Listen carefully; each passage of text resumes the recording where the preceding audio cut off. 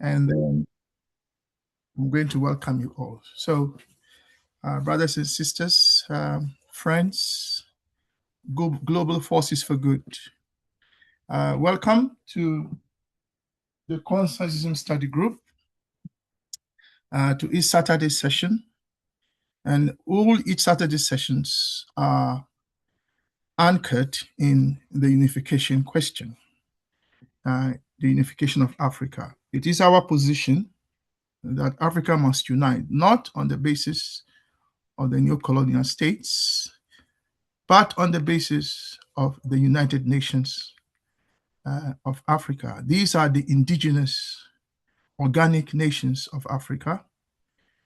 They've been in existence since the arrival of humanity on this planet. Yes, their names have changed over the millennia, etc. But these organic nations are the fathers and the mothers of all living beings on this planet. And we are saying that they are the basis on which Africa must unite, not the new colonial states. So we meet every Saturday as an extension of our Thursday sessions, in which we discuss philosophy and ideology. And on Saturdays like this, we attempt, not always successfully, but we do attempt to link what we have been studying with the African lens of philosophy and ideology. We link that to our unification as a people. It is our position that until and unless Africa is united and strong, Africans will not respect themselves, and others will not also respect Africa.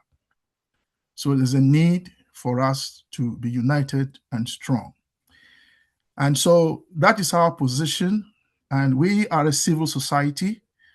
We are not funded by any government. We are not encouraged by any government. We are a civil group of concerned Africans from various indigenous nations, both on the continent and the diaspora, who want the unification of Africa, if possible, in our lifetime. So welcome. Today's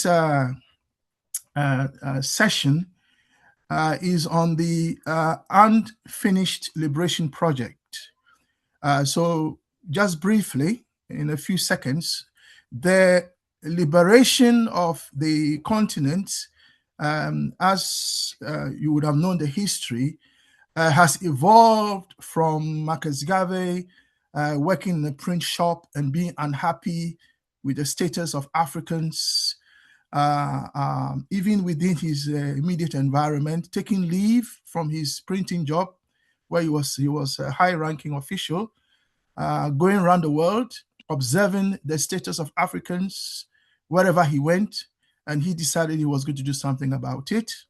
That evolved into the UNIA in the US, and this movement influenced a lot of Africans globally. It was unique, one of the modern movements at the time.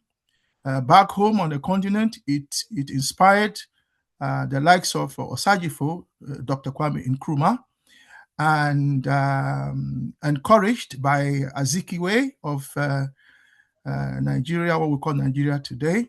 And Nkrumah went to study in the US, and one of his goals was to meet people like Booker T. Washington, Marcus Garvey himself, Du Bois, and others. Unfortunately, by the time Nkrumah got to the US, Marcus Garvey had already been deported because of his work for the unification of Africa. And so fast forward to 1945, we then meet as Africans in Manchester. There in that meeting were a lot of our freedom fighters from across the continent, and the African Caribbean and the US, etc. And they went back to fight for they went back, and the strategy was that they should go back and fight for the liberation of their colonial territories. And one of the things that they had agreed on before they left Manchester was that at the time, West Africa was in a way already united. So they made the decision that they will keep West Africa united, which is today has become ECOWAS today, and that they will then extend that across the entire continent. And then whilst in office, Nkrumah recounts, he realized that the imperialists, when they are thinking about our oppression and our suppression, do not look at us as individual territories. Rather, they see us as one big continent to be exploited. So Nkrumah came to the conclusion that there was a need for a Pan-African continental government that will also look at the continent as a whole in order to play its role on the global stage to counter imperialism.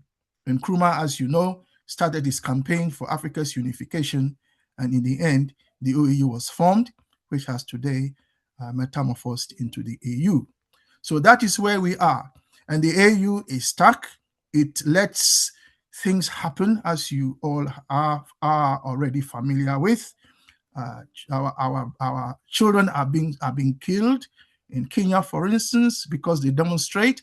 They disappear at night. They are arrested. They are tear gassed and so on. In Uganda, next door, as you all witnessed, an 87-year-old, I don't remember how old is he now, who can hardly walk, is deciding that because he used to be a soldier, he wants to continue as a president. People were afraid to even vote, as I understand. There were deaths, people were killed, etc. Tanzania has been the same, and so on. In Nigeria, we heard the election was stolen. So across the continent, things are not good. And we are saying that, this is when I say we mean we, the inheritors of Osagyefo Dr. Kwame Nkrumah. We are saying that until and unless the continent is united and united, we will not see development on the continent. So that is why we are meeting. Sorry for the length of my introduction, but that basically is why we are here. So thank you for coming here. I would like to welcome you individually.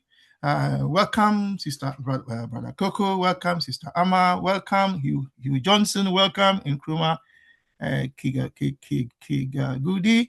Welcome, Sister Tapua. Welcome, Philip. Welcome, Ifo. Welcome, Glenroy, Brother Glenroy, or Elder Glenroy, as some like to call him. Welcome, Sister Portia. Welcome, Brother Sam. Welcome, Brother Pigeon. Welcome, Brother Windhoek. Brother Windhoek will be chairing the meeting today. Initially, we shall hear some presentations, after which we will then open the floor for questions, comments, and discussion. Before I hand over to Brother Windhoek, I think Elder Glenroy's hand is up, so let's hear him, and then we'll proceed. Yes, Brother Glenroy.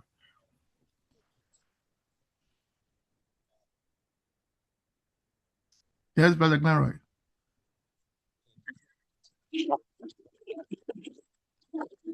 Okay, can you hear me? Yes, Brother Glenroy.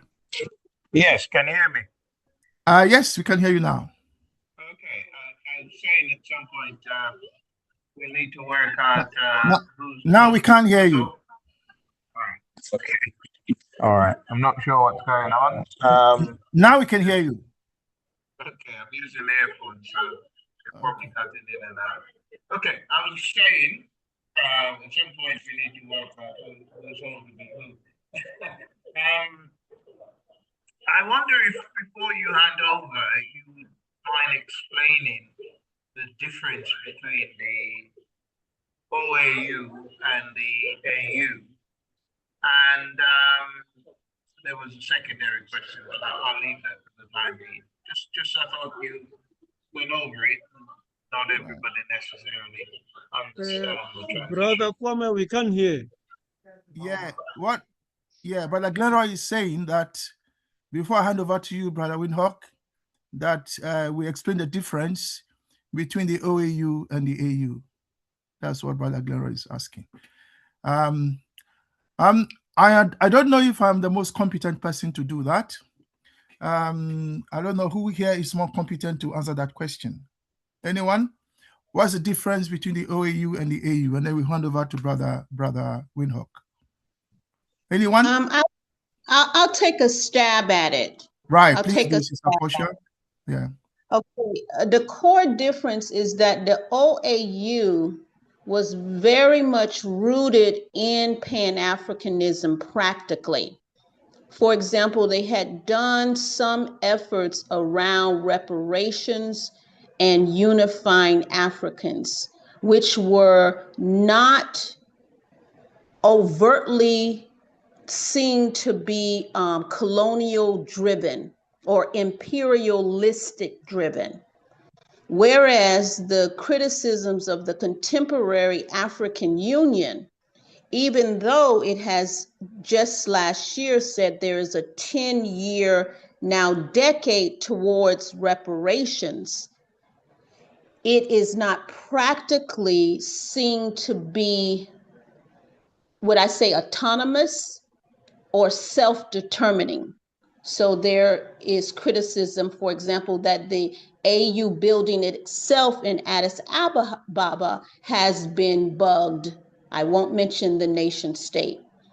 And there is also criticism that much of the funding of the contemporary African Union is funded by agencies or entities that do not have that core of Pan-Africanism practically at heart. Thank you. Thank you. So I'll hand over to Brother Windhoek, and then he can then take any hands that are up, oversee the presentations. As I understand it, we have four presentations. Brother Pigeon himself, Brother Mauli, Brother Sam, and I think there was a Sister Portia. So Windhoek, it's up to you how you ask them to present. So at this panel, Brother Glorious hand is up again, but it's up to you. I will then hand over now to Brother Windhoek. Brother Windhoek, please, the sharing is yours. Thank you. Thank you, Brother Kwame. Greetings, Pan-African, revolutionary Pan-African greetings to all present in this meeting. Brother Kwame has already welcomed you all individually. In the interest of time, I'm just gonna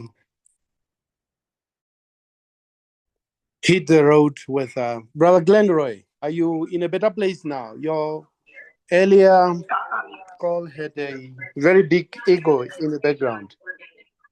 Okay, my apologies. Go on, please. I just think at some point we, as a discussion group, should be very clear as to whether the Monrovia group or the Casablanca group had actually succeeded in creating the African Union. I'll leave it there because I think that's somehow a distraction, and I think we need to get to the main topic today. Asante-san. Thank you, Brother Glenroy. I didn't hear much of what. I'm sure the other participant has got a gist of what you have said. Brother Pigeon, are you still with us? Yes, can you hear me? Yes, please. Can you please give me the name of the presenters again? I'll be starting the presentation. Who are the other presenters? Sister Portia will be Who are presenting. the other presenters? Hope you can hear me. I'm lifting the name. Sister Portia will be presenting. Elder Sam will be presenting. And Brother Mauli also requested to present. So maybe you can curb your timings on your minutes based on how you think it can work out. Yeah. Thank you. Brother Kwame, shall I request this meeting to go first presenter, and then additions, comments, and questions before we proceed to the other presenter? Otherwise, it's just going to be a mouthful for all of us to remember what they wanted to ask which presenter. Yeah, Brother Windhoek. Fine with you, Brother Kwame? Brother Windhoek, as a chair, yes, it's your decision. It's your call. Thank you. Thank you. Right. There's somebody's mic that is making an echo. I will mute you all, and then we will see whose mic. I think it's Brother Pigeon's mic that is making the echo. And Brother Pigeon, can I request you to start with a presentation, please? And for each presentation, questions and comments included, I shall dedicate 20 minutes. Thank you. Brother Pigeon, can you please? Thank you very much, Sawindok. Hope I'm audible and very clear. Yes, you are. Now, greetings to all of you, comrades, and thank you for finding time to join us today. We do really appreciate your time, and thank you, Brother Windhoek, for the chairship. Brother Windhoek is actually the one who is dedicated to supervise, coordinate, and chair our unification project. And Saturday, falling to the unification agenda, he sometimes come in to chair, but that does not mean he's the only person who can chair. Anybody who comes in can actually be free to chair, but Brother Windhoek is the one in charge of our unification project, which is the UNN. So I think that's very clear. Thank you very much, Sir Windhoek. Now, I am going to tackle this topic I'm not going to share my screen. I'm just having to share it very briefly, talk about it very briefly. And the first one is, the topic title is Unfinished Liberation Project. And what I'm trying to go through is a dialogue, but either a monologue, which we might maybe engage as the people will be giving their minds. So the question is, when did this liberation project start? Why did it stop? Or where did it reach that then we have to finish it? And what does it take for us to finish it? So when did it start? Where did it stop? Or where did it reach? And why? And what do we have to do to finish it?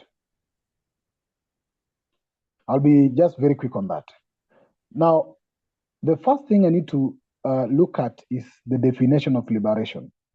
What does it mean to you?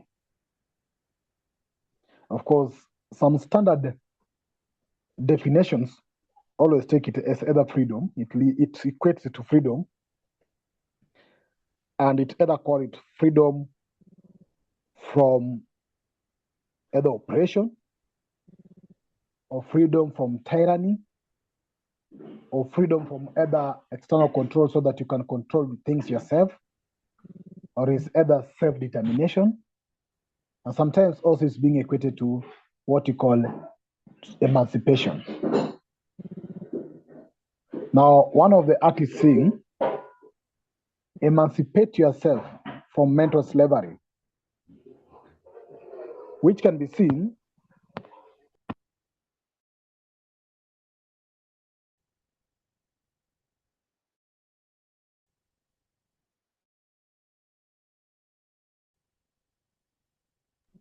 now. Some artists, sorry, hope you can hear me. Some artists, yes, you can hear me. Yes. Now, one of that is said, emancipate yourself. So we can equate liberation as emancipation or freedom. And that means that for you to talk about liberation, it means there must be a system that is oppressive. You must be liberating yourself from something or somewhere.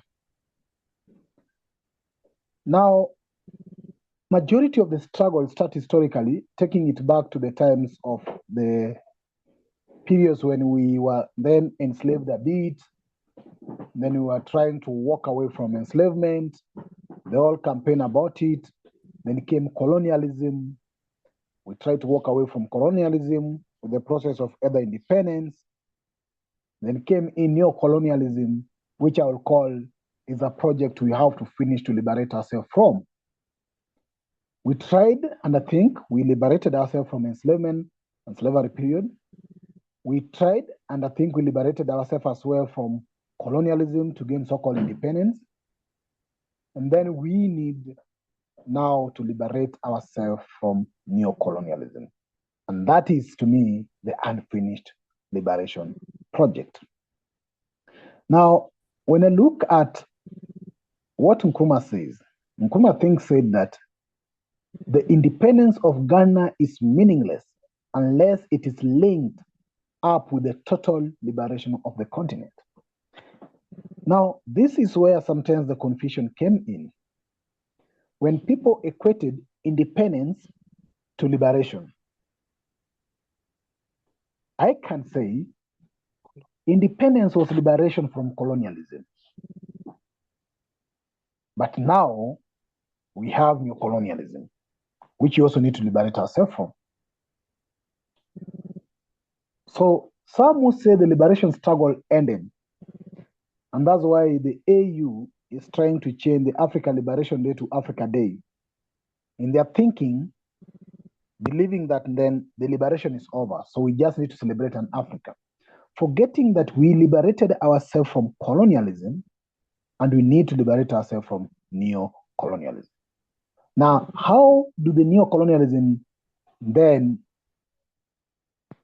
survive, or then how or what types of liberation we need in this process of liberating ourselves from neo-colonialism? And I'll say, I think it's Chancellor Williams, if I'm wrong, he said that although we liberated ourselves physically, we voluntarily remain mentally enslaved, which means the first element of liberation is mental. And then Ngugi wa Thiong'o talk about it in the decolonization of mind, and even Fanon talks about it. And then the key element is mental liberation. And I think Nkrumah touched a lot on how education creates mental colonization in the process of us trying to then adapt their ways instead of embracing our ways.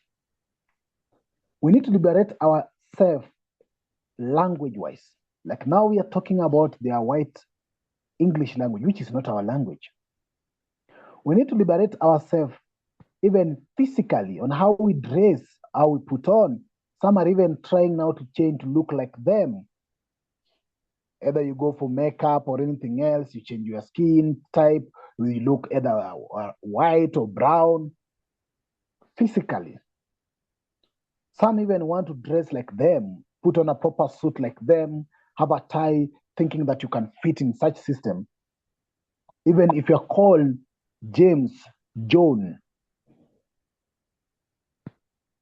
Black Lives Matters will never end, because no matter how you call yourself John, James, and George, as they call themselves, they still don't see us as we fit in that system, and still we need to get ourselves from that mental thinking.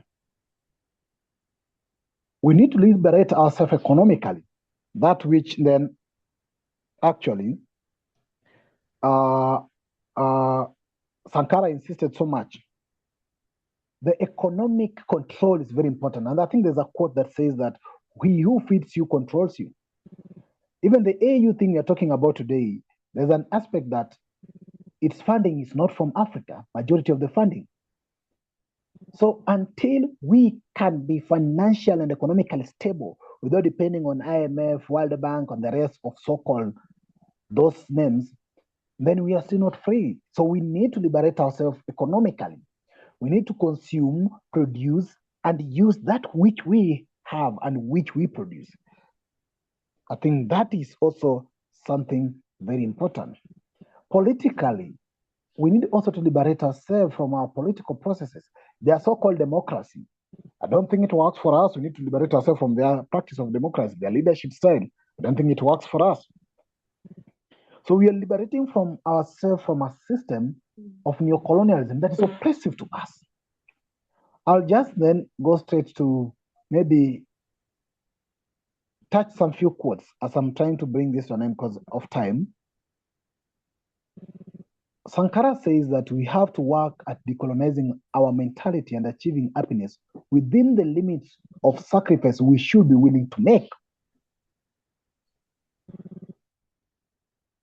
Then the other quotes that I'd like to touch at is, for example, the quote that they say that we must then know who we are, self-identity. Self-identity is very important for us to liberate ourselves.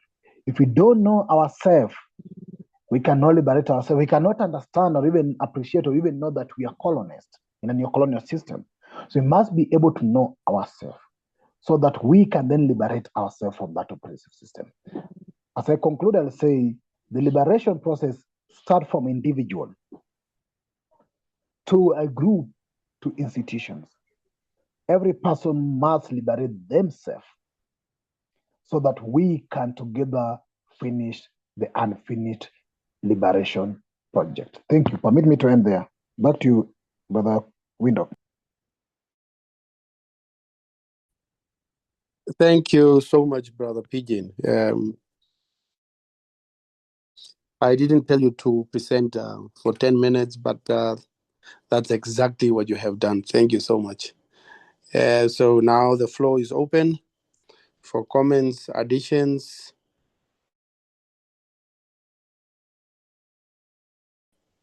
And yes, Brother Kwame, you have any interjection?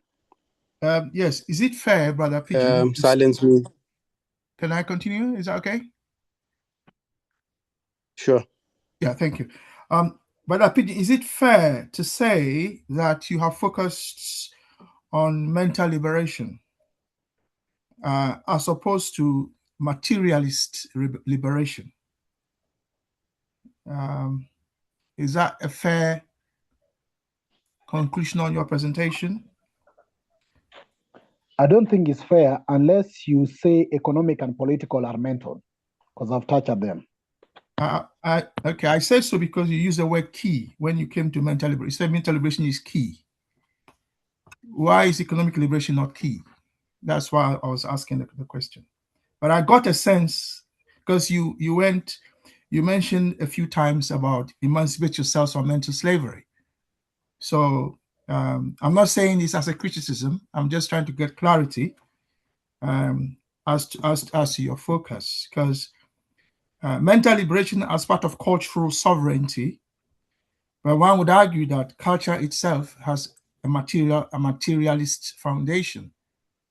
So if I am to dance my dance, and my dance requires certain dressing, because that's what my culture asks or requests of me to do, then if I don't have money to buy that clothing, which is required for me to dance that dance, that cultural dance, then I can't dance that cultural dance. So that my dance, the assertion of my cultural sovereignty, also rests on me having the resources to do so. So that it is not just me wanting to be free in my head or in my mind, but I have to have the economic means to also do that. So that's why I was asking the question. Thank you, Chair. Thank you, Brother Kwame. I think we are on the same wavelength, Brother Kwame and Brother Pigeon, unless you want to add something onto that. I think it was just a correction, not to overemphasize the one at the expense of the other, but that all critical centers that you have mentioned, from language, culture, the economics, the political, are as important as the other is. Thank you. Brother Pigeon? Yeah, I think I'm in concurrence with what you're saying. Because even if you look at it, can you hear me? Yes, sure. Go ahead. Can you hear me? Now, I think we are in concurrence because if you look I can hear you, Brother Pigeon. If you look at African dependence on the West economically, it's mental. Because it doesn't mean that Africa do not have the resources. But some people believe that what Africa needs is the money from the West and not the minerals we have. You see? If our people can liberate their mind from that thinking, they can take advantage of the resources we have to build ourselves economically. Because it's not a fact that the West has resources to develop Africa rather than Africa develop. And you see the mentality, for example, of Traore and the rest who believe that they can use their resources to develop Africa. Look at the mentality of, for example, the president, the Libyan president, Gaddafi. If he was to think that the only solution for Africa comes from the West, he could have not developed Libya. But he actually took away that thinking and started to focus on the resources they have, and they build the economic whatever. So as much as I'm not overemphasizing the mental element, but a man whose mind is colonized or not liberated, no matter what conditions they have, they might never think straight to take advantage of what they have. They will always have that poor mentality thing. That, you see, we have all the resources gold, but we must go America to dig it, or China to help us do this and this. But yes, as you've said, I have mentioned economic, I've mentioned politics and the social element. But yes, the mind is also very important in this element. Thank you, Brother Pigeon. I see a hand up there. Is that your hand, Brother Kwame? Sorry, it was a legacy hand. No. Yeah, okay, all right, thank you. I've seen the hand of Brother Nkrumah as well. Brother Kanguti, yes, please. Let us benefit from your wisdom. I'm a student. I'm a learner in this complex reality facing Africans. Chair, I understand that. Thanks for Mafrica Pigeon for the presentation and the amount of time he has spent in terms of preparing and presenting. Mine is to engage the aspect of consciousness. I agree with the issue of consciousness. However, my take is that consciousness is determined by material existence. It's determined by social relations and daily activities rather than an independent thought. Commonly, others express it as social being determines social consciousness.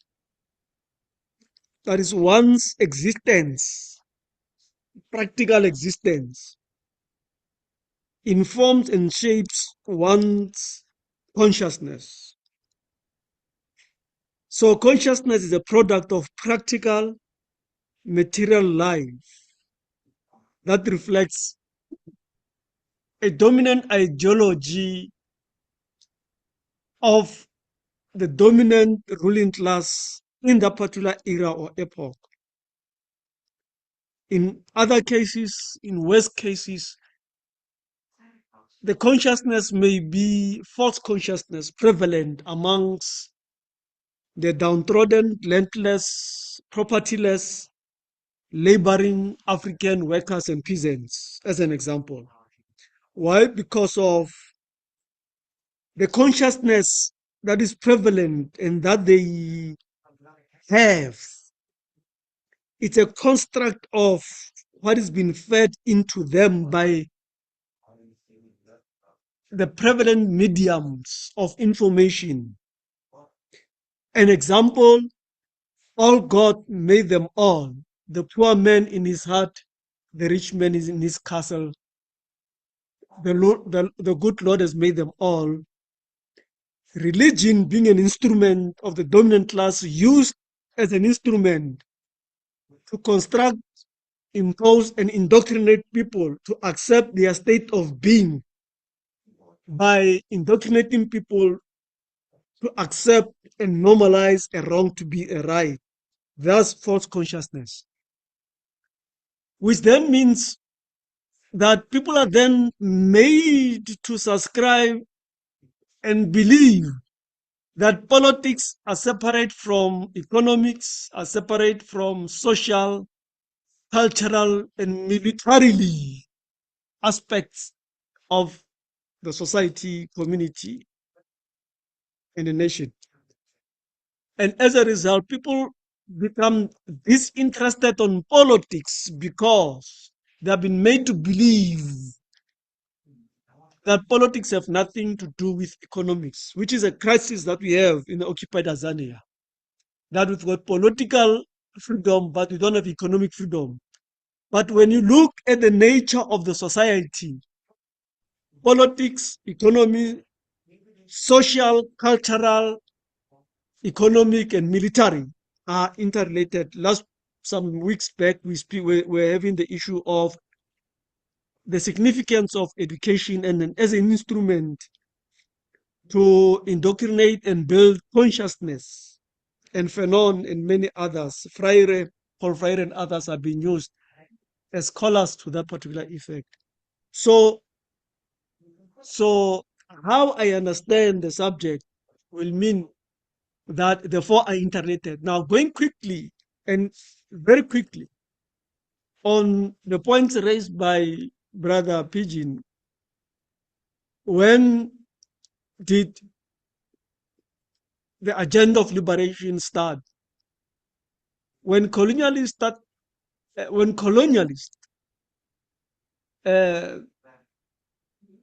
set their foot in Africa, imposed themselves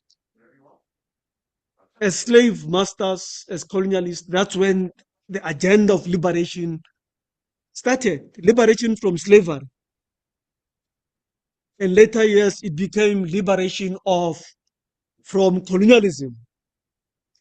What we call the wars and battles fought by the kings and queens of Africa for the right of the African people to national self-determination and self-reliance. That's when it started. When did it stop? My view is that the moment when Nkrumah advocated for total liberation and unity of the African people by establishing one single body, central government to unite the African people, single army, single currency, single political economic system. When there was a group that objected and advocated for gradual process of unity towards unity of Africa, the Casablanca and the Monrovia group, as a consequence of the disagreement, that is when the period of liberation and unity of Africa stopped, because of the gradualists were mainly influenced by imperialist forces.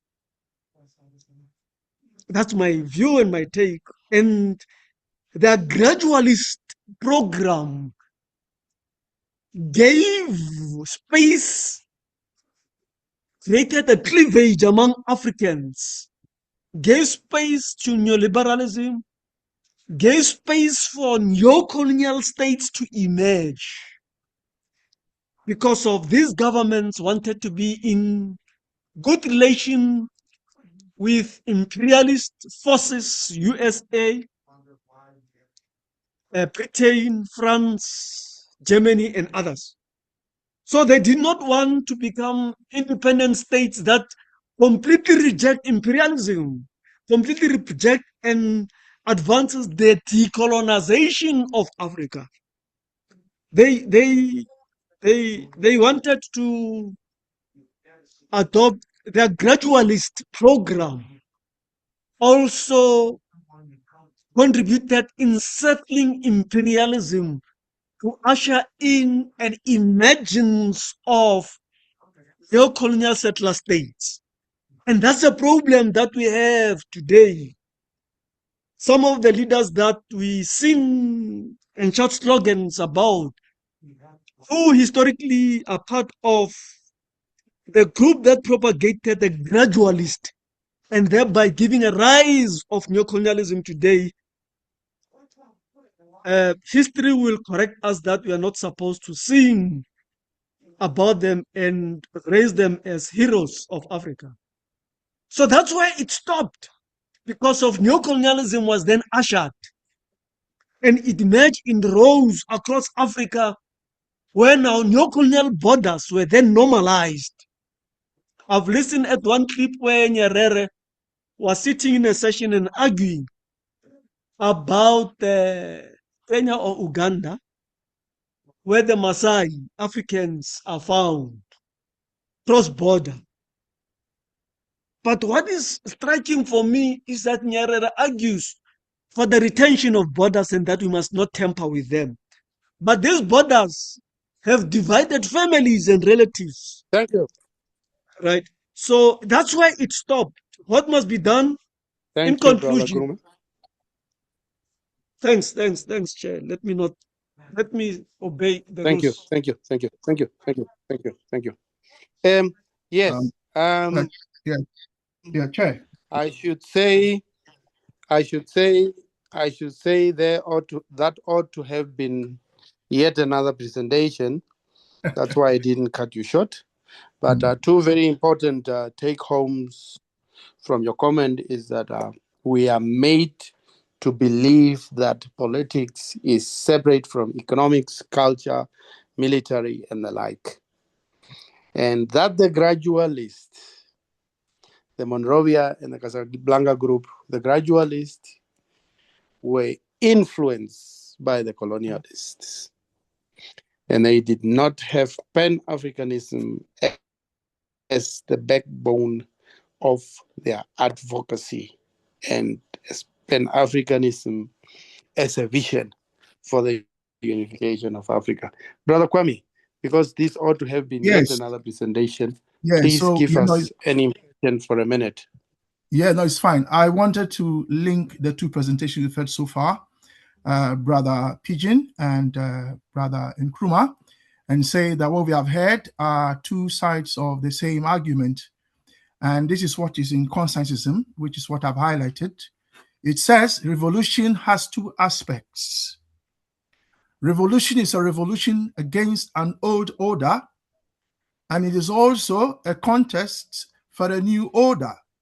And here is a critical point, which Brother Nkrumah has eloquently reminded us. It is the Marxist emphasis on the determining force of the material circumstances of life. And that is correct, as Brother Nkrumah has reminded us. What Pigeon was drawing to our attention is this next line, which Nkrumah says. But I would also like to give great emphasis to the determining power of ideology. You see, education, what people are thinking in their head, this has also a determining power. So our job is to bring the two together. Thank you, Chair. Thank you so much, Brother Kwame. You couldn't have said any better than that. And I'm still awaiting comments for 2 more minutes on these two presentations, so to say. And Brother Coco, I have already wanted to call you to come forward and tell us what you have put in the chat. Brother Coco, your hand is up. Yes, please. Yes, brothers and sisters. Brother Pigeon, hold on, Brother Coco. Hold on for a sec. Brother Pigeon, come in. Sawindo, I'm requesting, if you're going to consider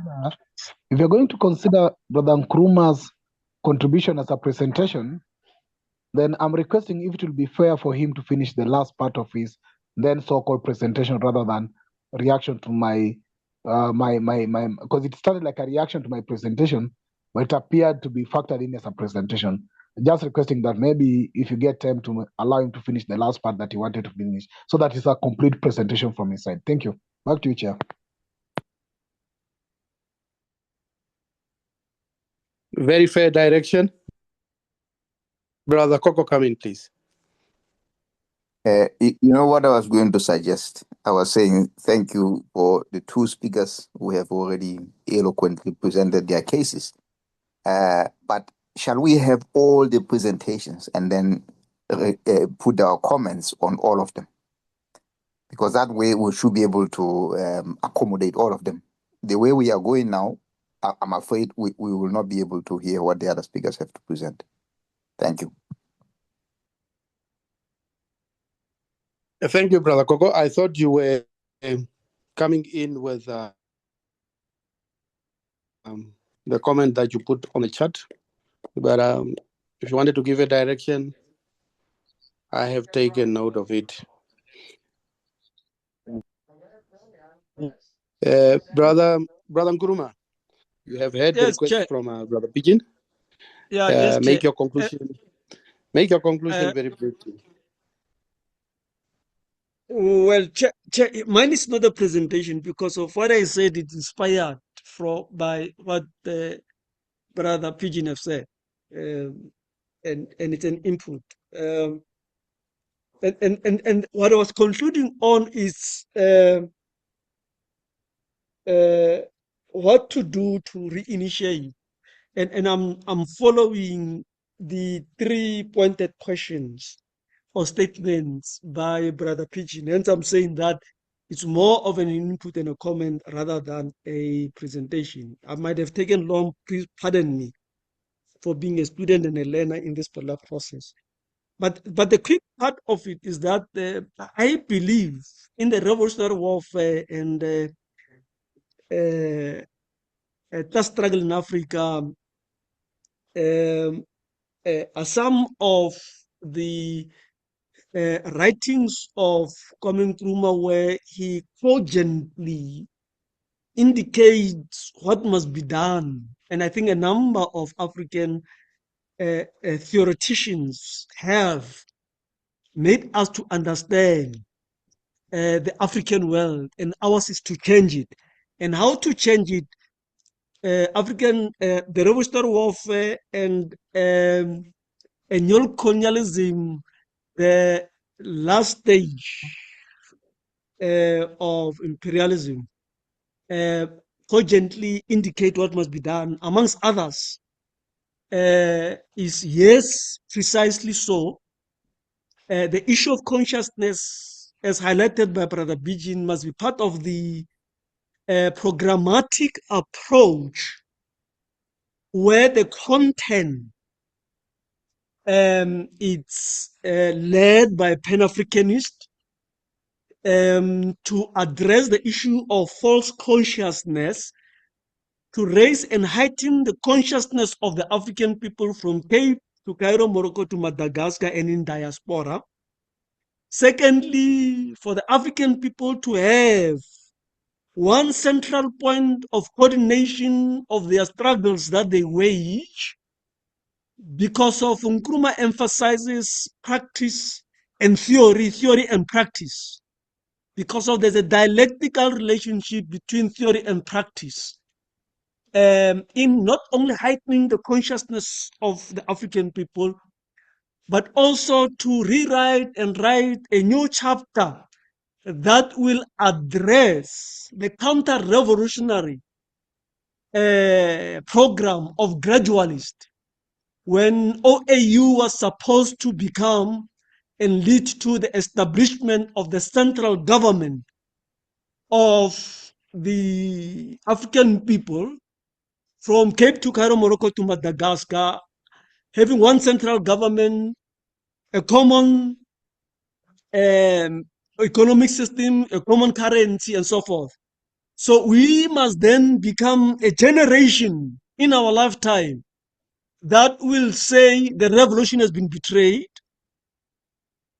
the national liberation of the African people, national not in terms of colonial borders prescription, but national in the context of political definition, which unites the Africans across the continent to forge ahead, where 54 states of Africa are centrally organized by all African peoples coordinating committees operating under All Africa People's Revolutionary Party, with a central committee, and having a student movement which operates from Cape to Cairo, Morocco to Madagascar, to heighten the consciousness of the youth, the students, organize the African workers and the peasants on a common program around their own immediate interest linked to their long-term fundamental interest in relation to the unity of the African people, thereby organize from the bottom upward by raising consciousness, and consciousness linked to practical, to praxis. Thanks, Chair. Thank you. Thank you. That's why I said that ought to have been a presentation on its own, even if it is started as a reaction to a previous presentation. I think we have done justice to Brother Nkrumah, as requested by Brother Pidgin. And Sister Ida, I recognize your hand. And a very warm welcome to all of you who have joined while the session has started. You are most welcome. Sister Ida. Brother Winlock, can I say that, yes, you're right, I joined late. And but I put my hand up the first time because I heard that word peasant. And then I had to put it back up again when I heard it again, because I'm not quite sure what Brother Nkrumah is saying. Does he think that does he think that there are peasants in Africa? Because to me, that word is a European word for Europeans. So I'm surprised to hear it in an African context. And I'd like him to explain a bit more what he's saying, who he's calling peasants, please. Thank you. Thank you. Thank you, Sister Ida. Brother Nkrumah, half a minute. And then Sister Portia, are you there? I Yes, don't I'm see you in the here. meeting. Are you in the meeting? I am in the meeting, sir. All right. After Brother Nkrumah's comment of half a minute, please be ready with your presentation. Thank you. Brother Nkrumah, are you in a safe place to react? A quick one, Chair, and probably other colleagues might present their own perspectives on the question. One's understanding of the issue of peasants, and peasants, not including what Walter Rodney describes and explains in his writing when he analyzes Ujamaa. Because of that distinct communal and social arrangement that was introduced in Tanzania. However, peasants in the context of people and communities who are dependent on land to survive and to make a living, who are quite distinct from urban workers. Yes, they do exist in South Africa because of it's highly urbanized. We don't have a large existence of people who are dependent on land. Thank you, Brother Nkrumah. Yes, thanks, Chair. You have answered the questions. There are indeed persons in Africa and in South Africa in particular. Brother Kwame, do you want to give a small impression, half a minute? Yes, just to say that the word peasant is been used, is part of the nomenclature of the left for years as part of the struggle to liberate workers. Peasants are also part of the working class. And as Brother Nkrumah has said, those are the definitions. And I am surprised, Sister Ida is surprised, because you will find the word peasant in Nkrumah's writings all across. So if Sister Ida is hearing it, she's hearing it because that is part of the language that conscientists have also used. So, yeah, thank you. Thank you. Thank you. Thank you so much, Brother Kwame. I think you have also supported Brother Nkrumah on that term peasant. And Sister Portia, please. I don't see any other hand. And Sister Portia, please, your presentation. We are ready to hear. Okay, thank you so much. I usually do interactive sessions just to go back to the earlier times of Africa where there's a call and response.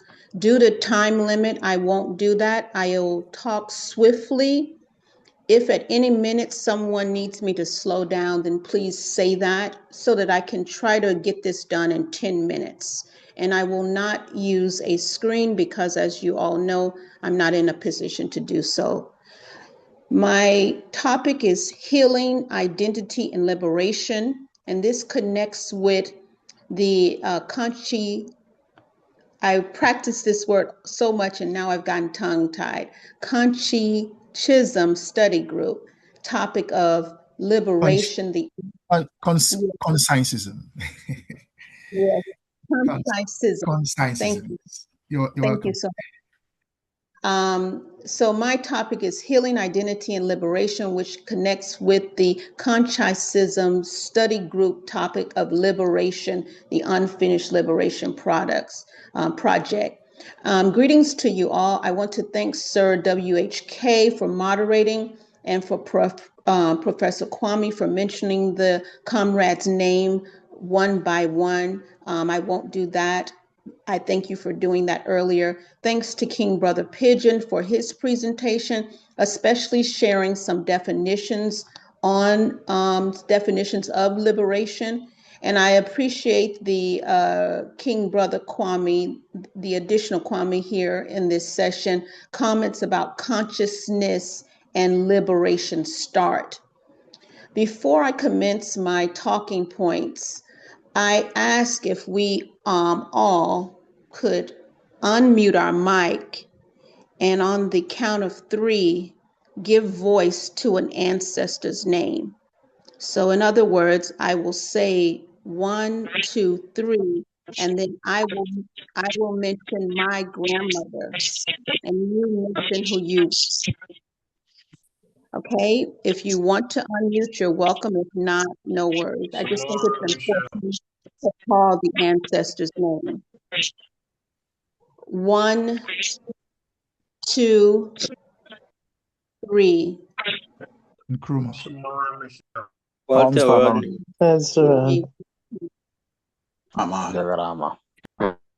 Ngrom. Okay, thank Thank you. you. for that. Thank you, brothers and sisters. Thank you, Sister Portia, for that. All Please right. carry on. Thank you. So if everyone now can make sure your mics are muted. I want to continue with definitions and terms before I go to 4 talking points. When I imply healing, because in my presentation, as I said, it's healing, identity, and liberation. By healing, and so noted about King Brother Pigeon's different points of liberation. By healing, I imply kupanya, which is a Kiswahili word. That's Kuponya. By identity, another Kiswahili word, I imply kujichagulia. Kujichagulia. Now to some terms. I have said this before on record in this forum and in other forums. I'm cautious of us with the unity term. It doesn't imply that I don't support unification. What type of unity are we imagining as Africa in its diaspora? And is that from a colonialistic mindset, which is what I have mentioned repeatedly, and King Brother Pigeon also mentioned some moments ago, is that we are impacted by this system. So I said before, even the most conscious of us, we are not conscious. So I heard, for example, some people saying a while ago, we need a United States of Africa. Well, I would never want a United States of Africa, because the United States of America and its concept of unification arguably is imperialism and anti-Pan-Africanism or against Pan-Africanism. So I just always challenge us to, when we talk about unity, what unity are we talking about? Are we talking about a model that's based on neocolonialism, racial capitalism? And when we're talking about success of Africa, what does that imply? Because I dare say, as Professor Kwame mentioned prior, and also mentioned in this session, Africa, we had our own systems that were working, that were successful. They just were not capitalistic. So, and then Sister Ida mentioned about the word peasants. And it's so interesting because I would challenge us on our terms also of educated. Who is educated? Is someone educated because they have 20 degrees and they've read over 2,000 books? I forget how many books a person can read in their lifetime. Is someone educated because they speak English language, French, and Portuguese? Again, what is our definition of educated? And the King Brother Kwame, he alluded to that when he was talking about consciousness. And I say one last time that even the most conscious of us can be affected by this very brutal system or systems. And then just a reminder, it's interesting that Elder Glenroy brought up the African Union, and much respect to King Brother Coco for going into more detail in the chat. This month was supposed to be the 6th region elections of the African Union Economic, Social, and Cultural Council, which is an arm of the African Union. So it'll be curious to see how those 6 regions elections pan out in terms, or if any, to Pan-Africanism. Now to my points. I see I would say about 5 more minutes, so let me talk rapidly. The first point is that, and this is pulled from a draft work that is unpublished, and to date, I haven't had any objections to me by the applicable authors.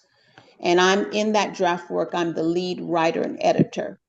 So the first main point is that you're talking about almost a quarter of the population when you look at Africa and its diaspora.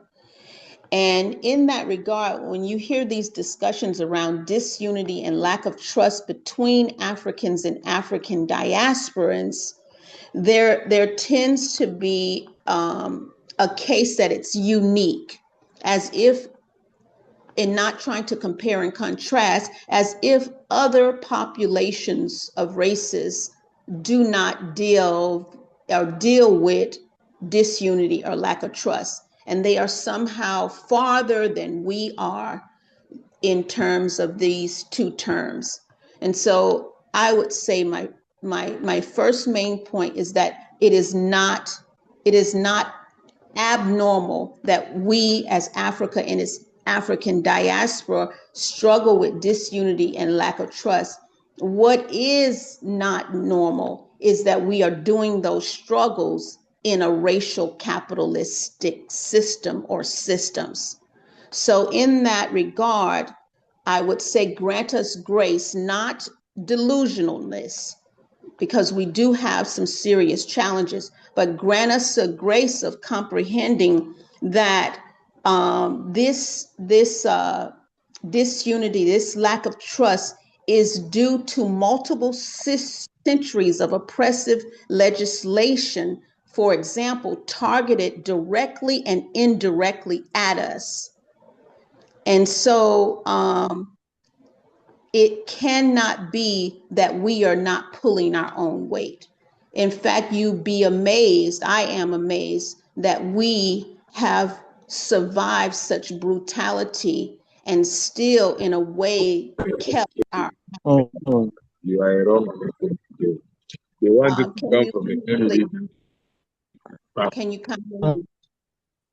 Okay, so the second point is that, and we do always start with this, but I wanted to first start with us rather than starting with the system, The second point is that primarily the current international order, be that politically, economically, socially, intellectually, religiously, and/or ecologically, it's shaped by European or Eurocentric narratives.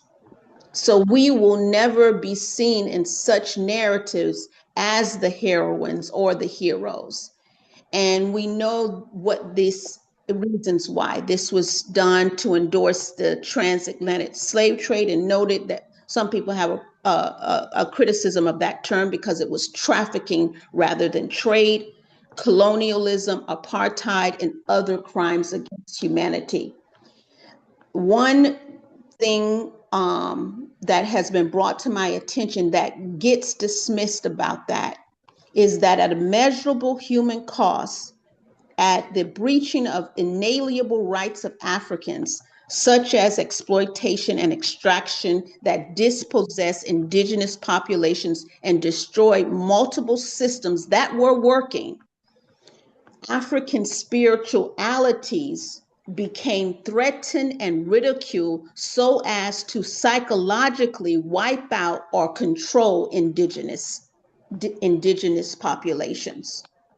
So if we have had our languages taken away, if we have had our land taken away, if we have had our families taken away, and this is from a psychological targeting, and then on top of that, our spiritualities, that in itself could be a reason why we have not been liberated.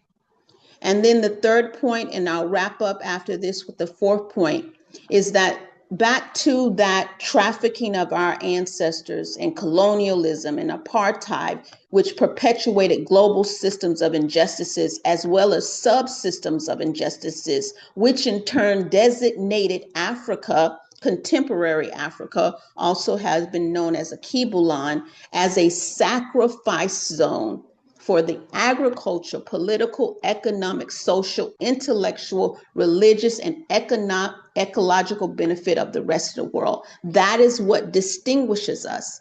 And that is not a cop-out, though it has been in literature so ever tried to be sold that we just can't. We African and African diasporas, we cannot get our SHIT together.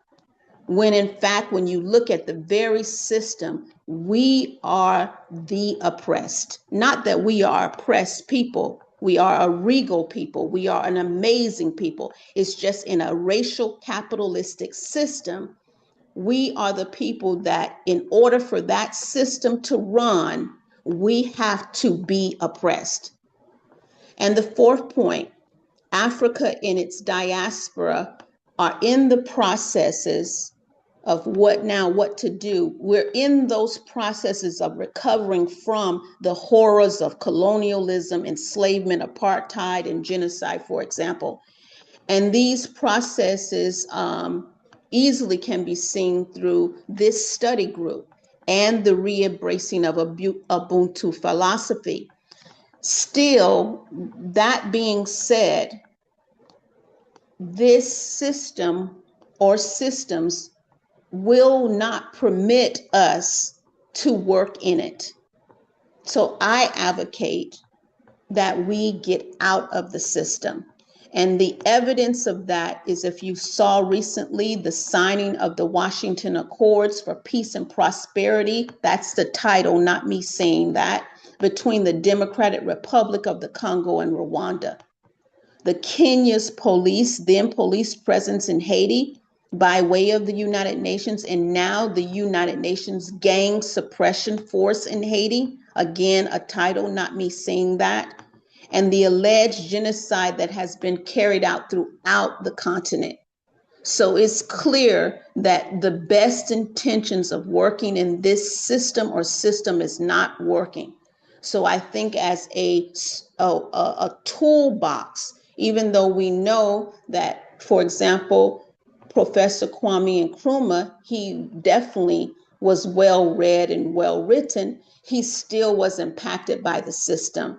So we take the knowledge that he is not alone, and other Africans and African diasporas, those toolboxes that they've said that do not require us working in the system, and use that for us to get out of the system. And it will not be easy.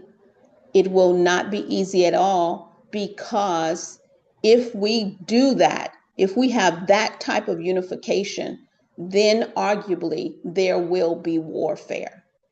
I yield.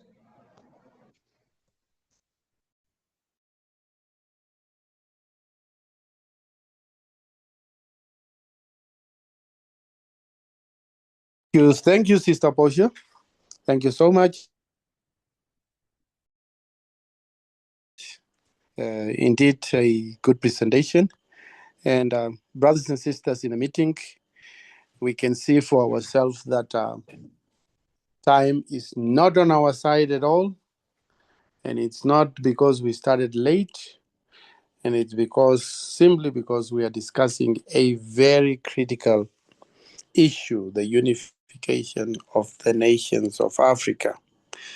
And in the interest of time, we cannot do injustice by rushing the presenters or by shortening the time of presentation by the presenters. We will not going to do any justice to anyone. And I would suggest that next time we also try to limit our presenters to 2 maximum per session, so that at least everybody in the session can have a time to make inputs and comments and additions. We are not, we all have got the issue of African unification at heart, and we all want to make our inputs. And this is a safe place where everybody's input is welcome and is appreciated. And as such, everybody must be accorded time to make their inputs should they wish to do that. So the time now is nearing 9:30. And I don't think we will be able to take any further presenters if we really want to do justice to the presentations of the previous 2 presenters. Brother Kwame, over to you for an impression on what sister. Yes, please. Just so you know, when we send out our posters and ask for presenters, we don't always get presenters. Sometimes volunteers are 0. So we are very fortunate that we have about 4 today. And since it's our group, if we need to extend the session to another Saturday to hear everyone, that is okay. So I would suggest to you, it's your decision because you are chairing, to hear another speaker, and we can, if we like, extend this very session, the unfinished business, to a second Saturday, so we can do justice to all the speakers. So I think we are very fortunate because we don't always get this number of speakers. So thank you.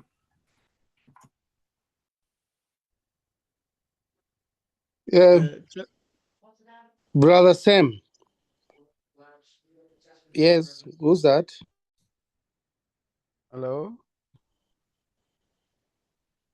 Yes, Brother Sam. What is your... No, it's not me. I heard you call my name. It's me, Chair. Take on that. And it was Brother Nkrumah. Oh, all right. Brother Nkrumah. Yeah. Yes, please, go ahead. Chair, I think it's a privilege for us to have such in-depth analysis and presentation, which really makes us to reflect deeply. I would plead and appeal with colleagues that we allow others to present.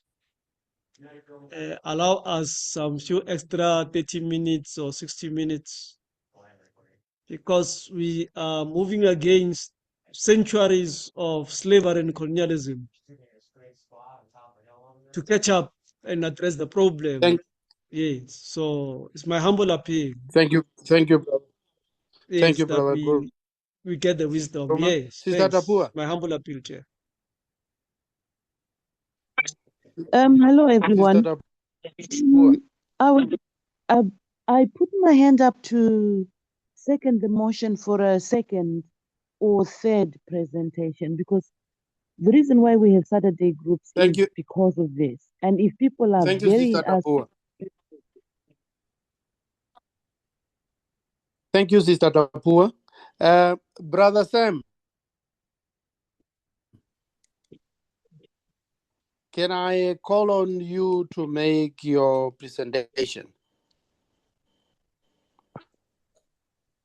Are you ready to make your presentation? So Windhoek, I have no alternative because Brother Pigeon did not understand my message.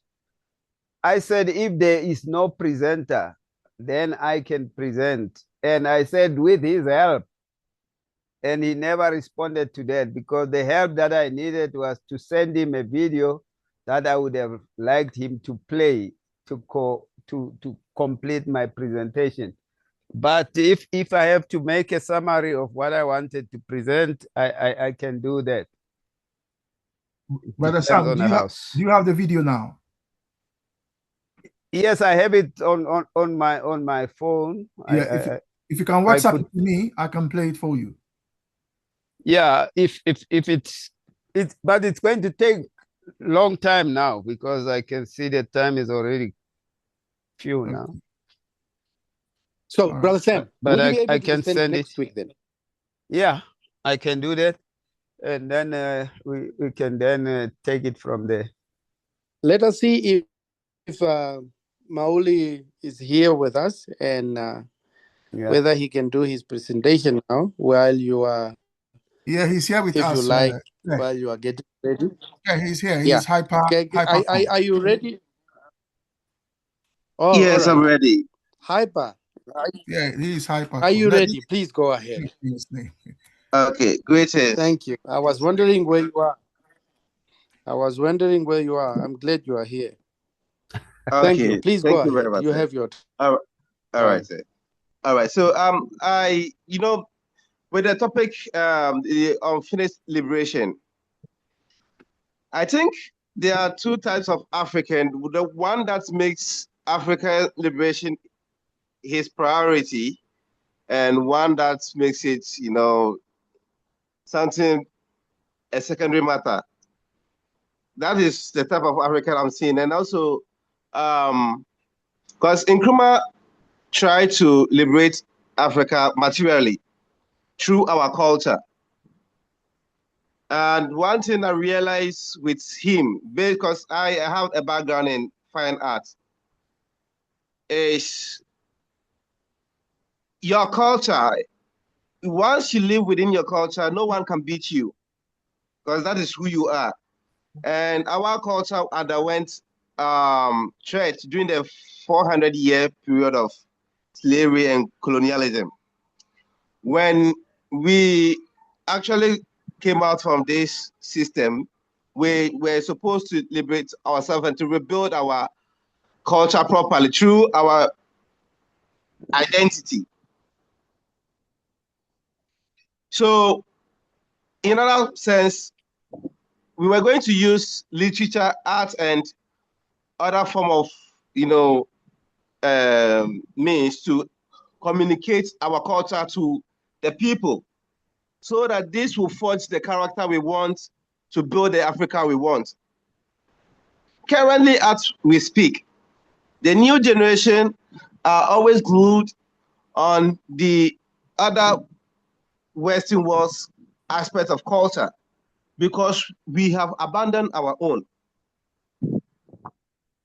Now, if you have someone who can build ring from bamboo tree, you would not have markets for such a person because the system has cut that person off. If you try to build or paint you do not have the marketing system to be able to sell your art. You can barely earn a living through this, art, because education is not being given to the people are not linked to this aspect of our culture. And this is really drawing us back when you take a look at it. That is the reason why he tried to build the textile company. These companies could employ over 3,500 youth alone. Not only that, in the arts industry, the art industry can also employ almost about Ghana alone, 5,000 employment. Why are we not developing this? It is because we have abandoned our culture and it has been weakened through the Western influence. And the sister who came to speak earlier really did a very good analysis, which really we have to really think about. This time, how are we really applying all this knowledge, connecting it to the grassroots, making sure that, okay, this generation, because honestly, this generation, the Gen Z, they don't really care. And the time is not also waiting for them, or we are not waiting for them. I mean, the time is also going.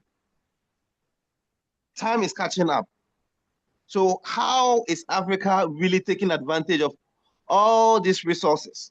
It is not that we do not have the material resource, we have it, but the mind to be able to make it happen, we do not have it, as Brother Pigeon said. So it's high time we apply some of the things we say and call upon ourselves. How are we pushing this to the next generation to understand what it is? Because now they don't read. They prefer video. How do we convert materials into video? How do we use the literature to educate them that this is what they have to do? Some works are being done, but they're not in depth for them to relate to it. So I think if I should go further, it's up to us, and we have to do what we have to do. Thank you.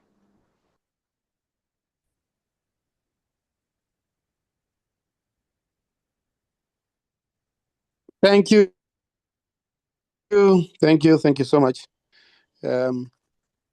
That is your presentation, a very good one. And Brother Sam, seriously, in the interest of time, we will have to look at next week. And Brother Kwame, any impression on the last presenter before I allow the floor, before I open the floor for comments and additions and questions? Yeah, no, thank you. I think, Chair, thank you very much. I think we've had so far 4 speakers, so that is amazing. Thanks for your chairmanship. Brother Sam says he would like to speak another time, so that's okay. So in that sense, I think we've had, if I'm right, all the planned speakers also plan to speak. So, so Chair, I think you can now open the floor for wider discussions. And for us, what is important, and Sister Portia, thanks for raising the issue. So just so we clarify, we, when I say we here, I mean the Constantism Study Group that hosts the Saturday meetings. Our position is that Africa should not unite on the basis of the neo-colonial territories, and that, but rather that Africa should unite on the basis of the organic and ancient indigenous nations of the African continent. That is our position, and so that is why our brother Winho, who is chairing our meeting today, because he is our chair. He's the one chairing and coordinating us in terms of our position on African unification. And We are still working on a paper. We've asked for invitations to all or everyone who wants to sign that document to please let Brother Windhoek know. The paper is almost ready. It will be discussed by those who have come forward that they are happy to sign it. And after we have discussed it, then we shall release it with our signatures, telling the world that we, the undersigned, have this day decided to pursue the unification of Africa on the basis of the indigenous, organic, and Asian nations of the continent. In terms of what Brother Mauli has said, I think that is a very important point. In terms of the unfinished, what we are discussing today, liberation, the unfinished work, the African Revolution has not yet been completed. So it is ongoing. And I think what Brother Mauli is bringing to our attention is the importance of cultural education, and you might say cultural warfare, and culture has different aspects, and he's mentioned some. There was a brother, a Nigerian brother, who was going to lead us in terms of a Pan-African festival. And the idea was that CSG will look at the question of festival.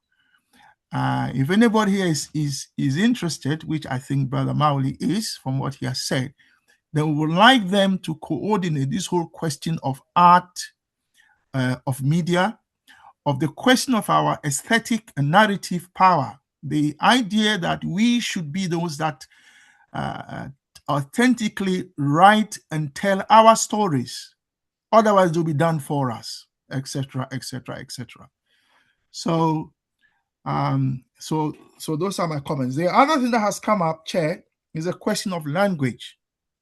And when we continue to argue that there has to be one African language, which should be the basis for our new civilization, our renaissance, in the same way I say China has one written language. So China has different variations of languages, but they have one written language, which is what has helped them. We don't have one written language.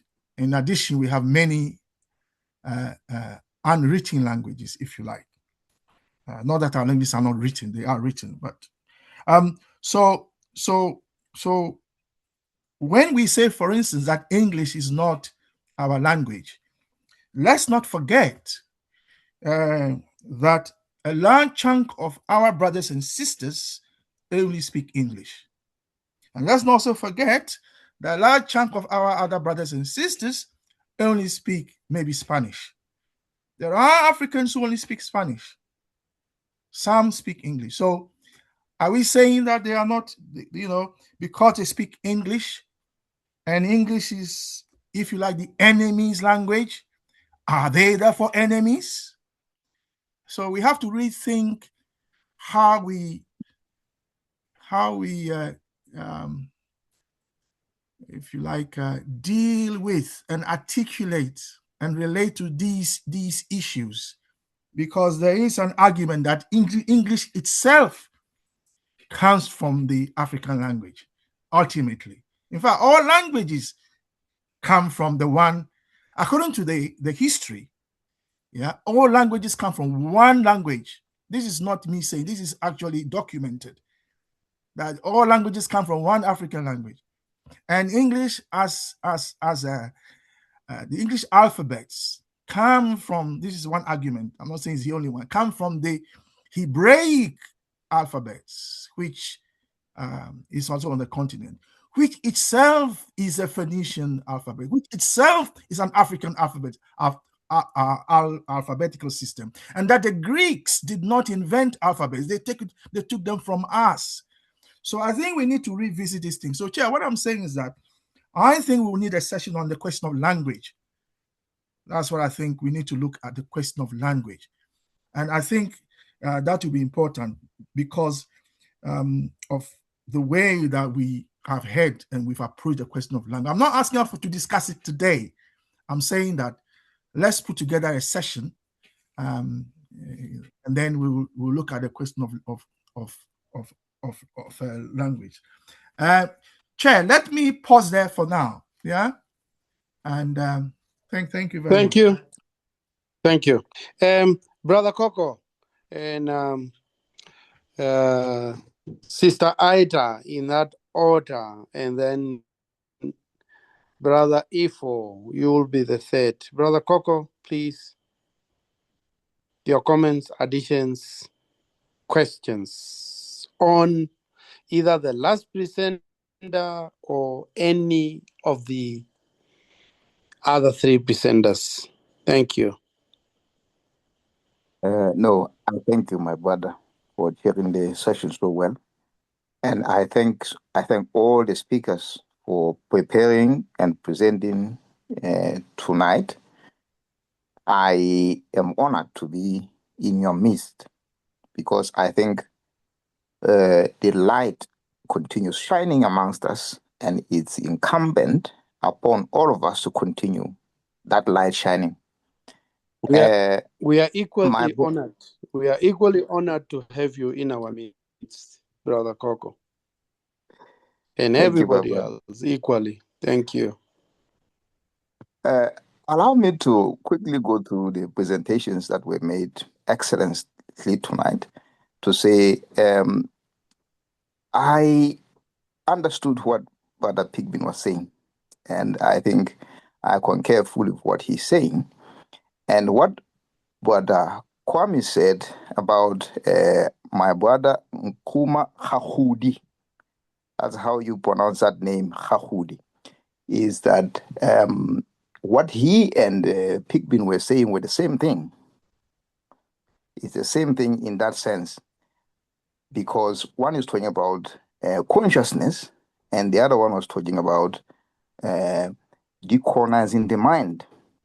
And allow me to also take what Kwame asked about language here. And in so doing, I will also bring forth what our forefathers said about this question of language. We are spoiled for choice when it comes to some of these things because they were written by our own venerated ancestors. We do have lots and lots of answers. We never said we don't want anything to do with foreign languages. What we are saying as Africans is that we recognize the destruction that the foreign languages have done to us by marginalizing our own languages and making us as Africans to think not from our own viewpoint, but to think from the foreign lenses. I hope that is clear. Because if you remember, even Mandela, he embraced the language of the enemy, if you want to call it like that. Mandela spoke Afrikaans because he wanted to understand the mind of the Afrikaner. So we as Africans do not have any discriminatory bone inside us. We do take lots of things, but we have to be careful about how much we let in and how much we keep as our own. So having said that, I did have a lot of... Sorry, Brother Coco, can I come in there? See, what you've raised a very important question, which is what I'm saying. Let's not get into language today. Let's leave that for another session. That's why I was suggesting that.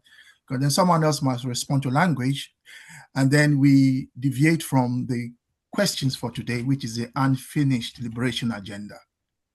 Thank you. My brother is part of that. It's part of it, but it's not the topic for today. There's no way we can avoid it. But allow me to continue then with my submission. My submission, taking on language as a tool of mental control by Ngugi wa Thiong'o, the bottom line here is that when people think in borrowed languages, they think borrowed thoughts. And the bottom line is that we as Africans, we did have our own way of doing things, And there was nothing wrong in our own ways of doing things. We just had to refine them, improve them, but it's our own ways of doing things. Our languages are equally important. This week, I read about Sephuti, which is one of the few languages, minority languages, which is spoken in Lesotho. And it was made official language towards the end of last year. But before that, it was marginalized. And what happened is that some of the teachers in areas where pupils spoke Sephuti, they were beaten up to not speak the language. Sorry, Brother Coco. Sorry to cut. Brother Coco, we are not discussing language today. Sorry. We've had four presentations. We want reactions, questions, discussions of those presentations. Leave language for another time, please. Thank you. My brother, if you said, but what I was saying was to support what Brother Pigbin was saying. The greatest weapon in the hands of the oppressor is the mind of the oppressed. That's Steve Biko who says that, not me. So allow me to move on to another one, who is our own brother Fanon. Fanon says, colonialism did not occupy only the land. It also invaded the mind. This is important. And the bottom line of Fanon is that a colonized mind reproduces colonial relations without question. They will have been gone, but will still be doing things the way they were doing things. Okay? And quickly moving on to Dr. Nkrumah, who we all know. We're talking about capitalism this past week. Capitalism as a continuation of historical exploitation. And here we know what Nkrumah was saying. Capitalism did not liberate Africa from slavery and feudalism. It modernized it. Okay? It modernized those systems. And slavery exploited bodies, feudalism exploited land, capitalism exploits labor. It's a means of exploitation, and Africa cannot continue with those systems. A capitalist Africa cannot be a liberated Africa. A quick one again before I close is that neo-colonialism, it preserves colonial power without colonies. And that also involves the mind.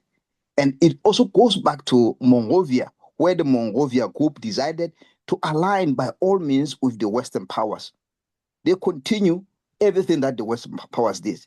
It is an elite which was educated in the West with ways of doing things in the West. And that's all they see. They don't see Africa for what Africa is. They see Africa in the eyes of the European. But what Father Nkrumah is saying here is that multinational corporations, they replace the colonial companies that we used to have before. Aid, debt, and trade replace military rule. African elites replace colonial administrators. And the power changed hands, but not direction. In short, what we did have was independence, but that independence is not liberation.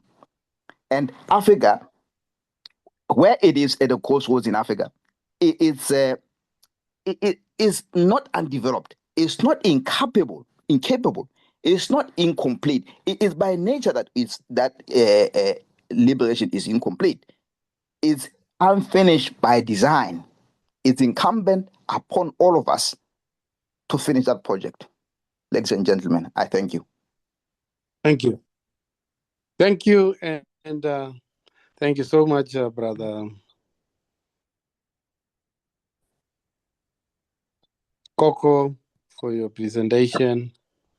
Not for your presentation, but for your comment.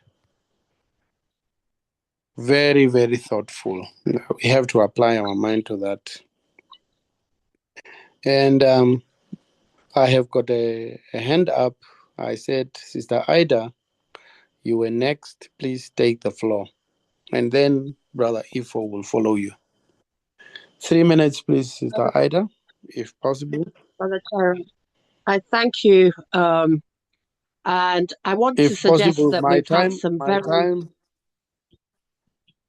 My time does not count by the ticking of the seconds pointer. Fine. No. Go on, Sister Ida.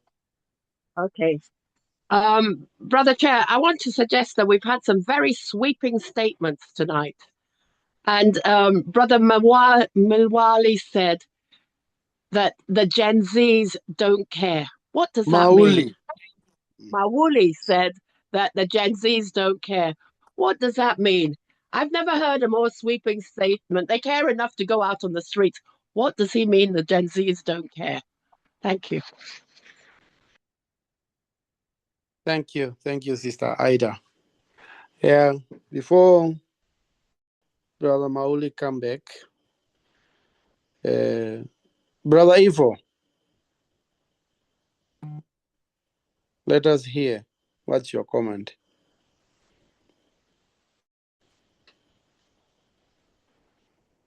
Brother Ifo, can you hear me? Sorry, my apologies. I thought it was going to be 3 minutes for the last person, so I was in another room. Yeah. 3 minutes for you. Okay. Please. Similar to the last one, I also wondered about this Gen Z do not care thing. But I wanted to touch on a couple of things that were mentioned. I was in a different room, so I didn't get who was speaking, but there was a talk about the unification of United States of Africa. I agree with the analysis of that speaker. We do not want to copy the United Snakes of America. We also do not need to organize ourselves based on colonial boundaries. That would be. You said the United Snakes. Yes, they're snakes. United Snakes. Oh. Yes, Oh, I don't okay. call it Go states. ahead, I call it snakes because they keep biting and killing us with poison. So we have to call them snakes. Then there was also the talk about the consciousness, or in some cases, the lack of consciousness.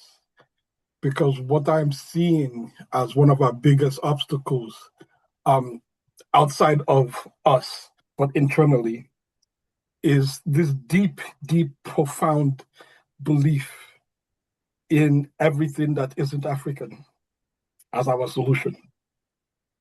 And I see that replicated in people who think that the solution is to go and find, whether that be something from the Arab world or something from Europe or something from China or from India, wherever it is, so long as it's not African, people will jump. African people, unfortunately, have been brainwashed to hate themselves.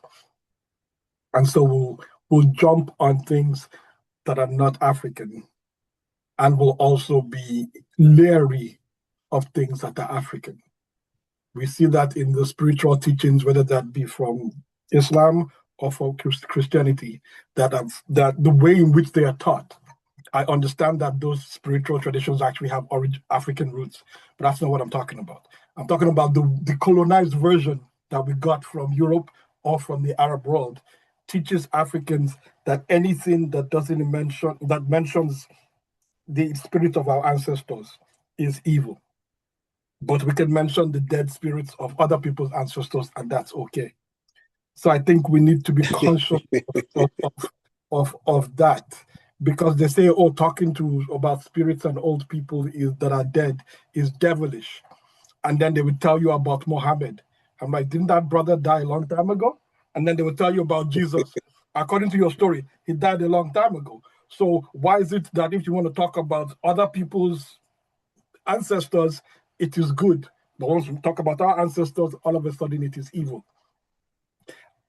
And then the last thing is, or two things, is the colonial capitalist structure that people have embraced as if it was the Almighty that gave it to us, and the lack of respect for our traditional indigenous boundaries and our indigenous governance structures. Because whenever there's a conflict, we go to other people's systems, not ours. That's all I have to submit. Thank you very much. Thank you so much. Thank you so much, Brother Ivo, please.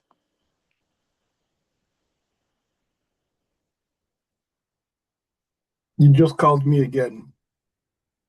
Oh, sorry. I can speak again if you want me to, but I don't think you do.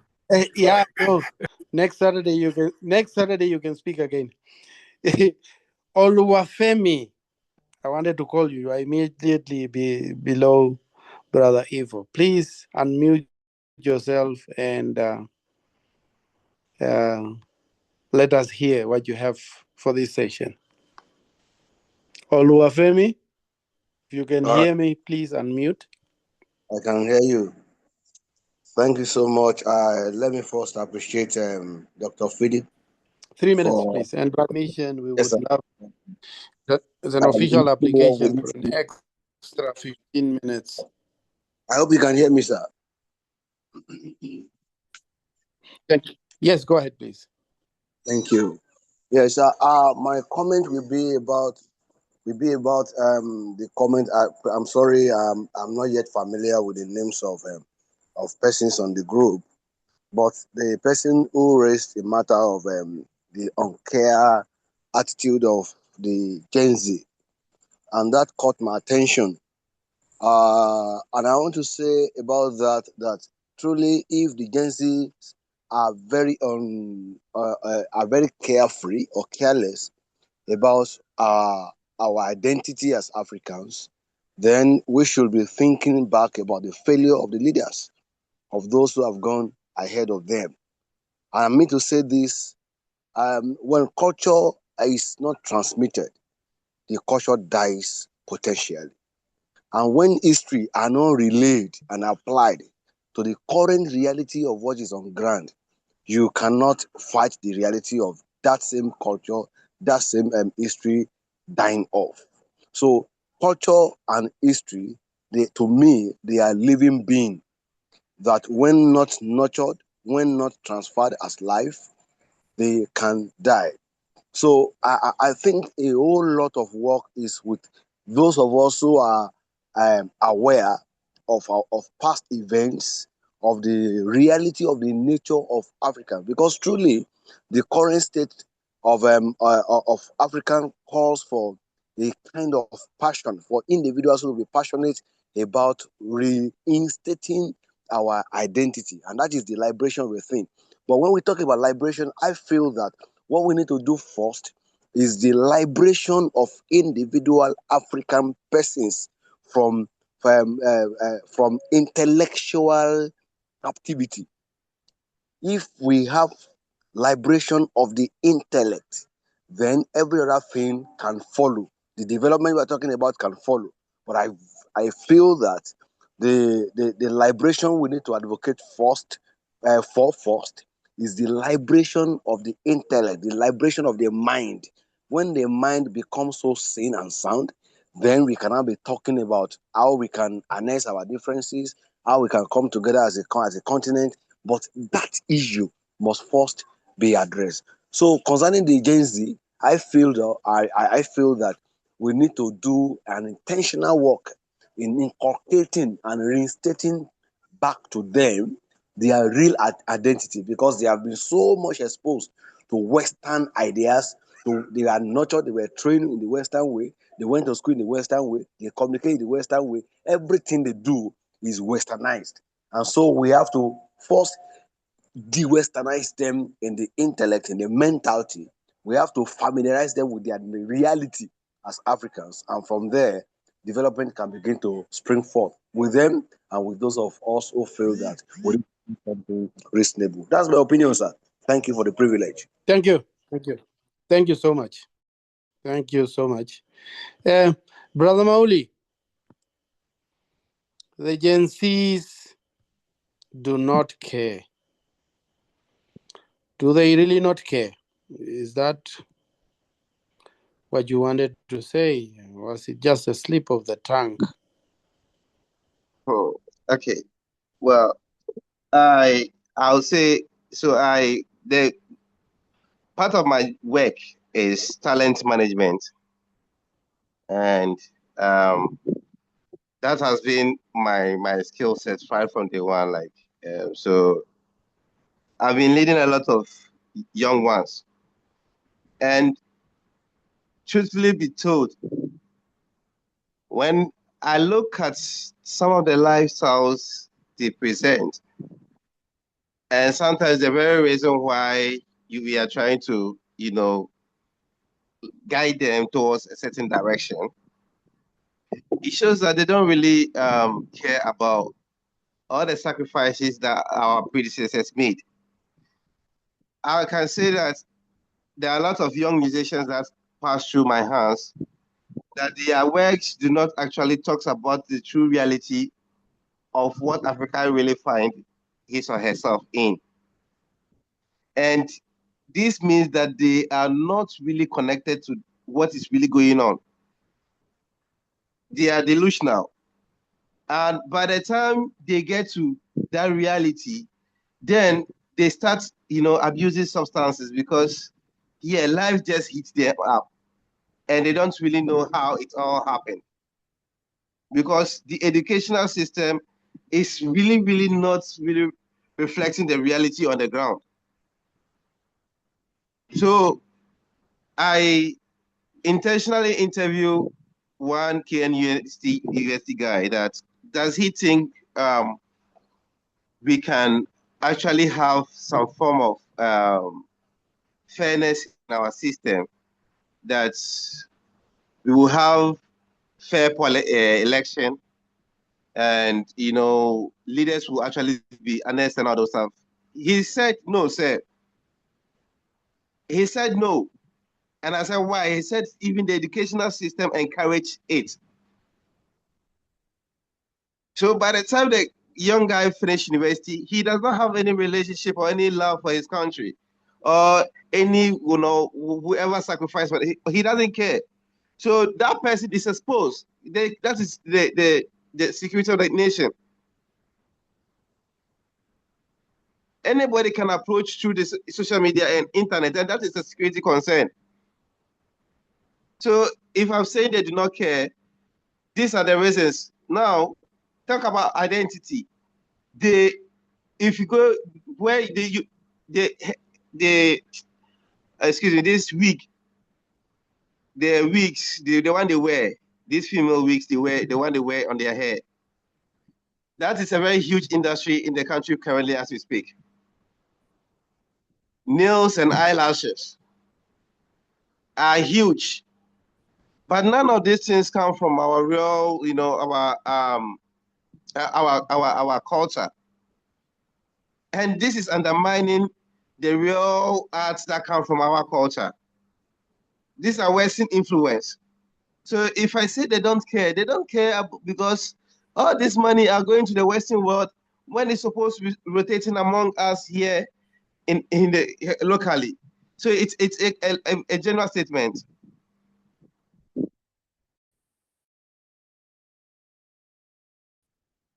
Thank you. Come to the defense of your agency. Hello? Right. I have Yes, a quick... brother. I thought you called my name. No, I didn't call your name, but... oh, sorry. It's fine. You get crushed 1 minute. All right. There's a famous... Yeah, I saw you. Have a minute. Okay. There's a Please famous speak saying that the apple... Can you hear me? Yes, please. Okay. There's a famous saying that the apple does not fall too far from the tree. So if our youth appear to be misguided, or as you said, don't care, that is a direct indictment of the adults in the community. So it means that the adults do not care. Because if the adults cared, they would have raised children that care. What have our elders done? I am in my 50s. What have most of the people in our 50s done? What have most of the people in our 70s done? Look at all the leadership in Africa. How old are they? Are there any young people there? Majority of the people who are destroying Africa are people my age or older. So it is very disappointing that we are refusing to see this massive big log that is in our eye. And we are talking about the toothpick that the youth have. So once we fix the adults, the youth will be okay. That's all I have to say. Thank you. Thank you. Brother Joseph, 1 Yes, minute and I will be very, before I hand over to Brother Kwame. yeah. Yeah, I'll be very quick. I want to fully support Ifo. I'm very interested. I'm agreeing with many things he said these days, because I think we need to admit that we have failed the current generation as elders. And for instance, in Grenada, where we banned after the invasion of Grenada, history was banned. So you have for 40 years or more, the people were prevented from knowing, the youth were prevented from knowing their history. It was considered taboo. How do you want the youth to have an appreciation? I think we have to go double down and go to work now and ensure we find ways of reconnecting the intergenerational connection. There's no connections at the moment. So that is why. So I think it might be frustrating, but we had to take responsibility for the current state that we are in. Thank you. Thank you. Thank you so much. Sister Portia, 1 minute, please. Thank you so much. I want to read something in what I was talking about earlier. It was to my first point. Equally and important, Africans and African diasporas are not a monolith and should not be considered so. Africans and African diasporans are not the only people who struggle with the ideas of unification and trustworthiness, especially in terms of how and when the proposed unification and trustworthiness can be realized or sustained practically. Arguably, even where suggesting or implying that unification or trust struggles are unique to Africans and African diasporans, such can be seen as an ignoring or a dismissing of the domestic and global propaganda utilized to cause discord and continue discord between Africans and African diasporas. 2, there are propaganda-doused notions of Africa as not being reliable. Thank you. Thank you, Sister Portia. And I don't see any other hand, and we have borrowed only 10 minutes.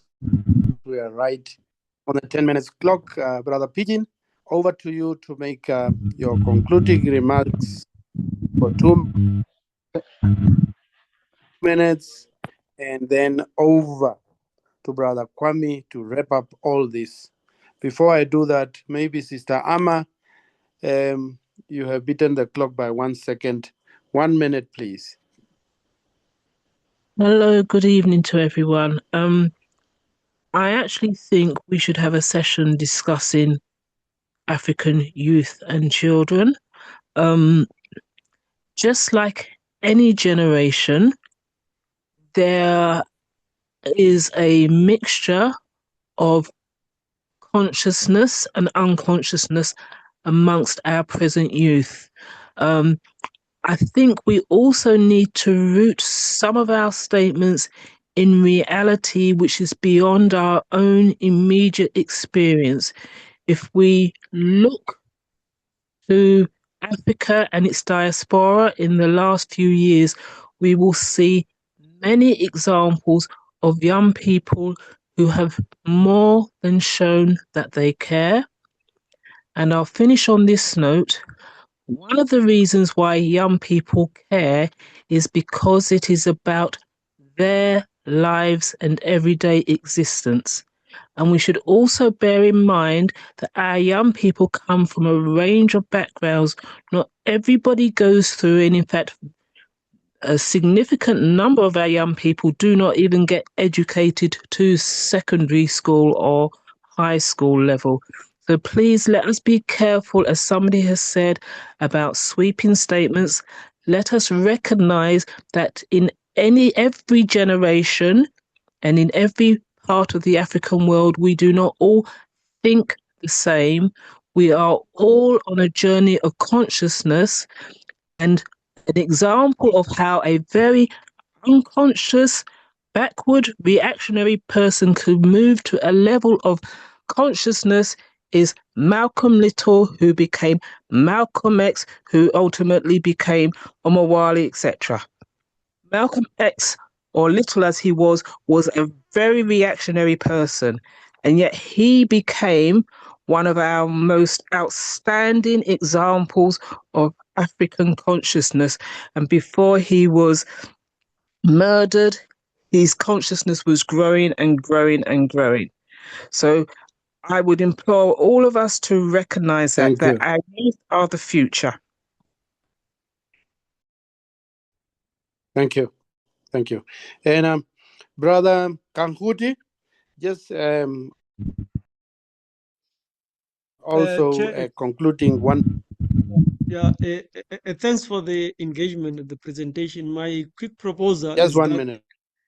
yeah, just my quick proposal is that on the youth issue, my proposal is that let us invite the young people, 2 or 3 of them who are activists and so forth, to make presentations and analysis of the youth in relation to Pan-Africanism and African liberation, and including their recommendations. And then we can discuss. It is better and safe that they speak for themselves instead of us speaking on their behalf. And then we take it up there. And I hope that that can become a fair and objective, constructive approach to the subject of the youth. Salute. Thanks. Uhuru. Thank you so much. Thank you. Thank you. Brother Pigeon, over to you. Your concluding remarks on your presentation and on account of what the participation has contributed to your contribution. Thank you. From there, over to Thank Brother you. Kwame. Make your final analysis, concluding remarks, and then announcement, and then we should bring this meeting to an end. Thank you very much, Sir Windhoek. If you can Go hear ahead, Brother me, Pigeon. kindly confirm. Yes, I can. Yeah, Loud thank and you for clear. chairing our session. Of course, it's been not our tradition to extend our sessions for any minute. Based on the pressure we are having, maybe we have been able to extend our session to 13 minutes, which we apologize to our members. We have majority opinion that we have a session part 2, and therefore we might not conclude if we are continuing. And I think that consideration is made, and I think that consideration has the support of the majority. I will hear what I said Brother on the Kwame thinks, account, but concluding on the account, Brother Pigeon, I said. Sir Windhoek, time is already up. I cannot go back to my Conclusions presentation. on the account of what has been added to what you presented. That So one I no cannot do concluding now. remarks. Maybe probably. Thank you, Brother Pigeon. Thank I'll you, do it Brother next session, Pigeon. 'cause Over to Brother Kwame. Brother Kwame, over to you for your concluding remarks or whatever. Thank you.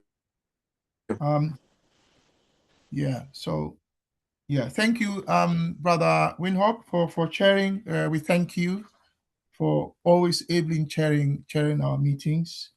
And the time is 8:15, and Brother Windhoek did request us for an extension of time. Nobody objected, so his understanding was that it was okay to continue. But as Brother Pigeon has said, it's not our culture, if I can use the word, to extend our time beyond 2 hours. We are very adamant as a group that we want to respect time, because people do make other plans. And so thank you, Chair, for your respect, because you did ask us respectfully and nobody objected. We've had a lot. I'll be brief. We've had a lot. But my assessment is that a lot of the presentations and the comments did not relate it to the agenda for today. And the agenda for today, was sent by Brother Pigeon to all of us. He made it very clear in the poster he sent that today's topic is liberation, the unfinished liberation project. Yeah, we accept that there are different areas of liberation. So I suppose in that sense, there's nothing wrong with anyone choosing to focus on whatever area they want to focus on. So no need for anyone to apologize for speaking about a topic, because we didn't specify what aspect of liberation. So if somebody decides they want to focus on, I don't know, language or peasants or whatever, it's okay. We are generous as an African people, yeah? So thank you all very much. We appreciate the fact that you've spent your time with us. Today we had at one point 24 of us. That's amazing. So thank you so much for choosing to spend your time with us. We've heard a lot. 3 things that I think stand up in terms of what we need to look at. Let me start from the last one, from Sister Amma, which is that we look at African youth and culture. I think we need to, in our annual plan, there's a slot somewhere there for the youth. So we'll look at that. So thank you, Stama, for reminding us. And that will link with what Brother Mauli said, because what Brother Mauli said, I also made a note of it, just like a lot of you did. It was quite a sweeping statement. And as Sister Amma has reminded us, sometimes we can project universality from our own particularistic contextual situation. And when we do that, we say things that may not rhyme with other experiences in other contexts, which is why we always have to be mindful how we generalize our particular experience. Again, that is something we're all learning. You know, I don't think Brother Mauli set out to offend anyone. He was just voicing his experience, because that is his field. So, but as I said, African youth and culture is something we look at. Then the other thing is what has come up is what I put as modernism, art, and media. That's also one part. And here we are talking about things like art, design, what is called design technology. You might want to include food as technology there, textiles, and then maybe ancestral worship and the use of names. I think we are all aware that Nigeria is the one country that, I don't know, of all countries on the continent, Nigeria is one country that really are proud of their indigenous names. As a Ghanaian, I can tell you, we love our English names, Christian, John, James, and so on. Nigerian brothers and sisters, they like their Oludis and their Femi and so on. They don't have time for English names. Anyway, so that's another area. And so that's a second area, modernism, art, and media, which links with the whole question of culture, and community trusts, and the question of aesthetic and narrative power, and so on. The third aspect is language. So I think those 3 have come up. So brothers and sisters, we have noted your concerns. So we shall, in our annual plan, we have slots for, I think, these. We will go back to the plan, and then we will update the plan with your concerns. So that is my take on what we've heard. We've had some really deep, fascinating, and challenging, educative representation. Sometimes very, very passionate. So thank you very much. Let's hear the announcements, and then we shall bring the meeting to a formal close. The announcements are made for us by Brother Pigeon, who is also our head of administration. Thank you. Thank you very much, Brother Kwame, and thank you very much, Sawindok, and all those who have contributed. It's indeed a pleasure for us to have around about 20 joining our sessions. Just get the happiness you have, because we have been continuing and having these sessions, even if you are 5 or 3 or 2. That's the commitment we have. Now, it's been to the public majority that you have a part 2. And I then request, I think with the approval of majority, that you have part 2 immediately, so that the second part of this will be directed on what we'll be focusing on, because we've had the presentation There are a few presentations that are still maybe limited because of time. We might give them some time next Saturday, but we want to have people engaging purely on constructively on this topic without diversions.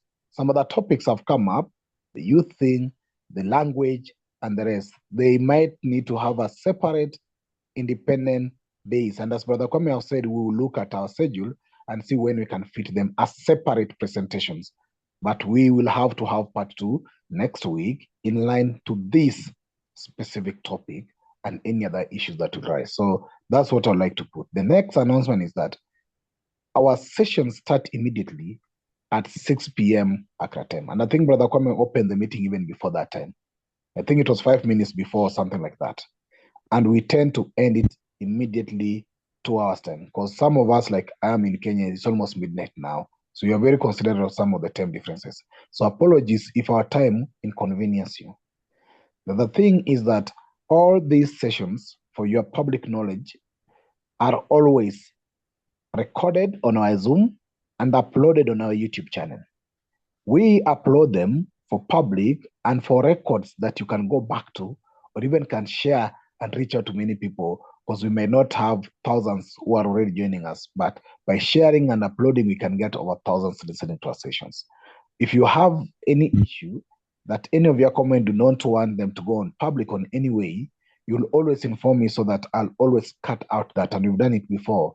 We can cut out that so that we don't make our recordings without your consent. So that one is one thing also we need to inform you.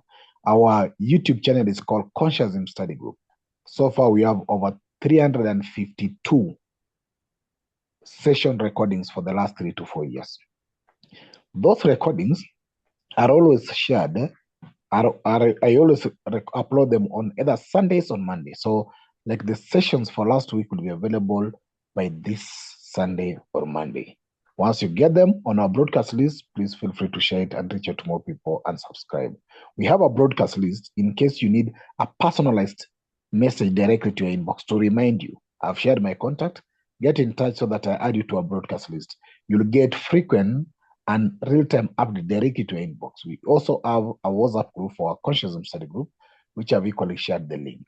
We have our main session of our class reading that takes place on every Thursday, 6 p.m. GMT. For new members, please join our Thursday session where we actually look at the book Consciousness, which is the name of our study group. We also have a Monday book review, and we are still having a discussion whether we go back to Swahili language learning and teaching that I was propagating sometimes back and I was teaching. On top of that, Brother Windhoek is in charge, as been mentioned by Brother Kwame, on our Africa Unification model. Anybody who has any idea or anything, please reach out to Brother Windhoek. Having said that, permit me to then thank you all and call this meeting to an end. May you have a blessed evening, and let's meet again on Monday, Thursday, or next Saturday. Bye-bye for now.